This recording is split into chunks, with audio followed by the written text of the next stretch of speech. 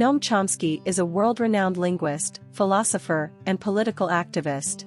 He has been a vocal critic of neoliberalism for many years, arguing that it is a harmful ideology that has led to increased inequality, poverty, and environmental destruction. Chomsky defines neoliberalism as a policy of free markets and free trade, with minimal government intervention. He argues that this ideology is based on the false assumption that the free market is always the best way to allocate resources and that government intervention is always harmful. Chomsky has pointed to the many negative consequences of neoliberalism, including increased inequality. The gap between the rich and the poor has widened dramatically in recent decades, and this trend is largely due to the policies of neoliberalism. Reduced social spending. Neoliberal governments have cut social spending on programs such as education, healthcare, and welfare. This made it harder for people to get ahead and has led to increased poverty and inequality.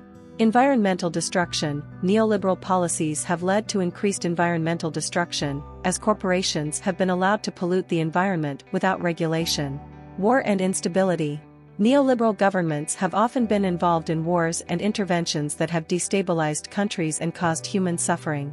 This would be a good time for you to like and subscribe to the channel, it would be appreciated.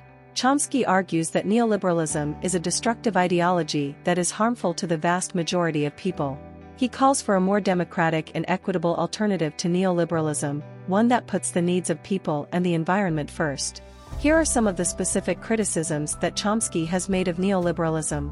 It is a form of class warfare that benefits the wealthy at the expense of the poor and working class. It leads to increased inequality and poverty. It reduces social spending and weakens social safety nets. It privatizes public services and puts them in the hands of corporations. It deregulated the economy, leading to environmental destruction and financial instability.